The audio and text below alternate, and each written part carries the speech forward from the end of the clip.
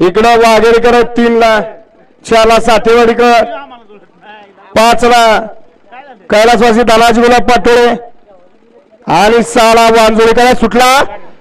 दारपुडीकरांच्या मैदानातला गट क्रमांक 1 सुटला आणि 1 मध्ये लढत चालू आहे.